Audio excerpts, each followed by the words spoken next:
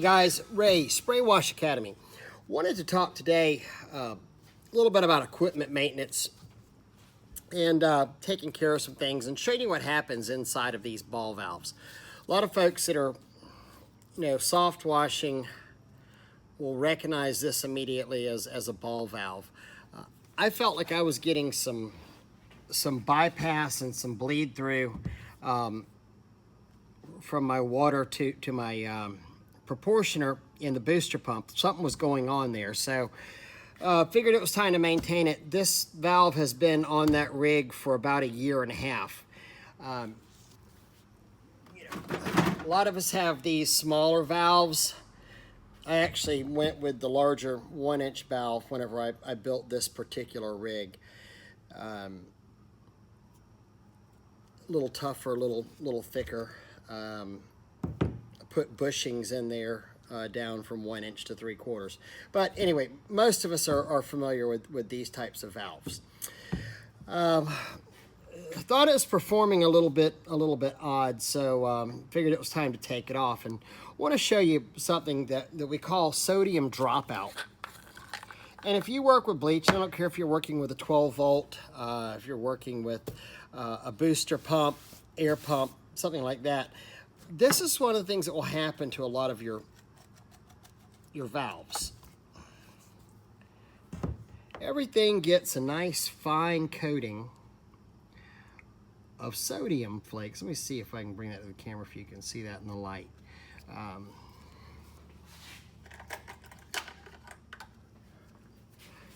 can actually see these crystals along in here. Same things that happens on our diffuser plates in our booster pumps. Take it off with a light muriatic acid rinse. But this is my switching valve where I switch from proportioner to water. Now, that's in there. Seal around here. See if I can get the ball out. Figured out my seals are fine.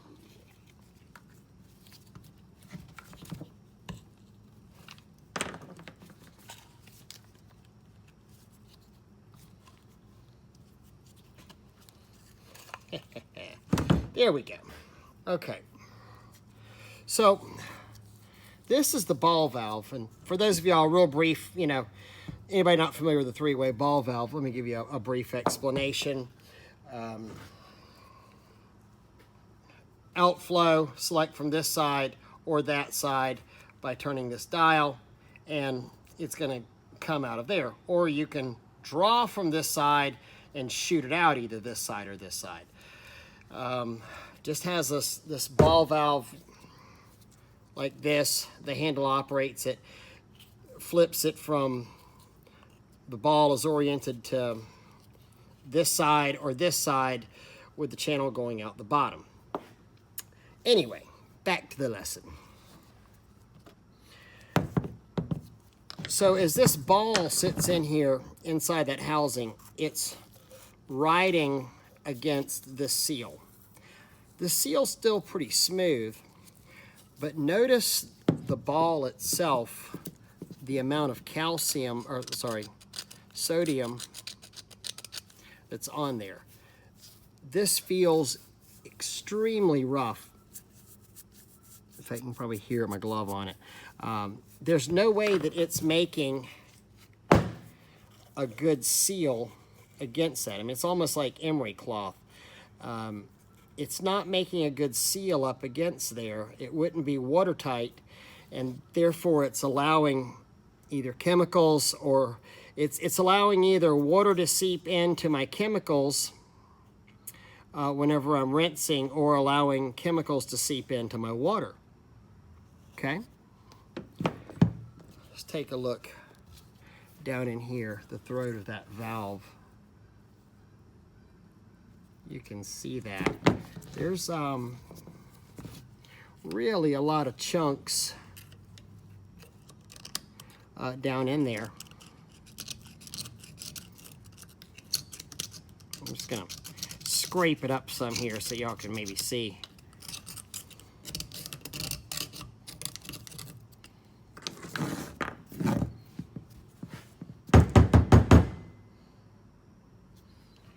So just that light scraping.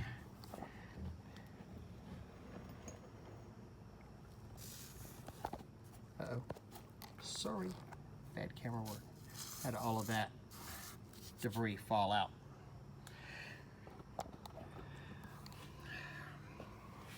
Anyway, what does that tell us? Well, it tells us that this is not a one and done investment. These valves are not permanent. They leak, they split.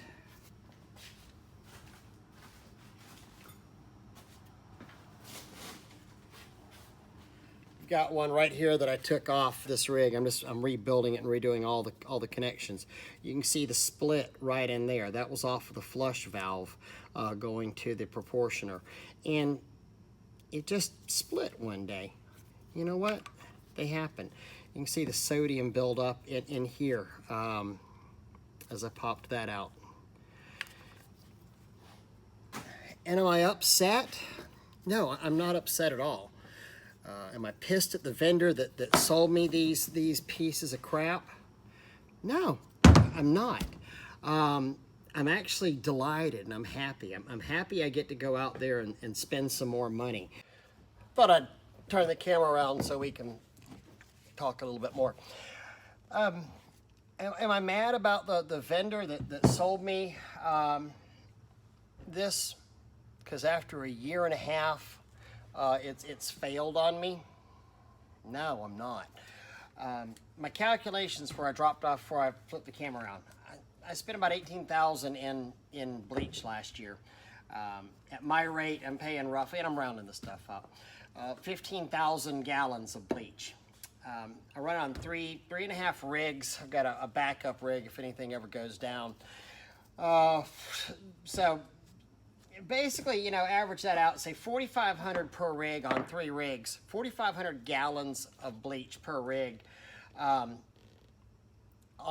3 rigs, and then let's say I did 1,500 on the backup rig, my rig. You know, that adds up to the 15,000 gallons of SH that we used on there. You know, if I look at the incredible return I have received on this ball valve, on that booster pump, it's amazing. It's absolutely amazing. I mean, my gross per truck, it paid for that booster pump. Let's say if I had $1,000 in valves and hoses and junk like that, it paid for it well more than 200 times over per truck. So your equipment is disposable. Yes, you want to let it, you want it to last. Nothing lasts forever. I mean, you change belts on your pressure washer. You change belts. You change seal kits in your pumps on a pressure washer. People throw away 12-volt pumps, you know, left and right. And I hear people fussing about, you know, the booster pumps. Oh, well, they're not reliable, and you have to replace them. Well, you don't have to replace them. You have to clean them, and you have to maintain them, and maybe replace some plates. Air pumps, air diaphragm pumps. Just got off the phone a couple days ago with somebody who's just said, man, I'm so over it. I'm so over it. I've gone through 2 compressors this year. So it's not a pissing contest about my equipment's better than yours, and I use this or I use that. I think you ought to use all of it, because as I've said before, you've probably heard me talk, it's a pretty crappy carpenter who shows up with just one saw. I want to take advantage of every saw that's out there. Anyway, I'm getting off track. So I don't care if my stuff wears out in a timely manner. I've had this on that skid behind me for a year and a half now. It's way more than paid for itself. So what am I gonna do? Well, here's what I'm gonna do.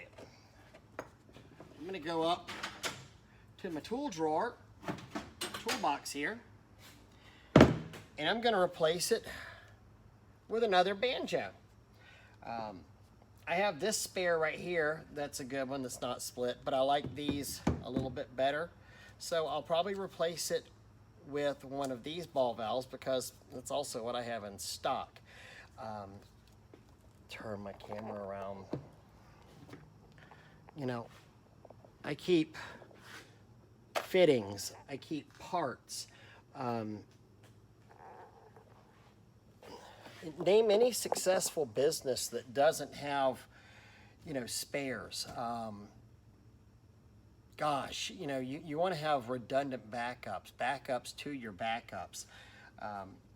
This way, this rig won't be down for more than an evening here while I go and you know, swap out this three-way valve that finally crapped out on me. So I have no problem doing that maintenance on there. In fact, whenever I have something wear out from an issue of use, I'm actually typically pretty happy because it means I have made a boatload of money if I have worked it hard enough to wear out. Anyhow, the fatal flaw, where a lot of the folks that go after low prices, the fatal flaw in their whole plan of action is that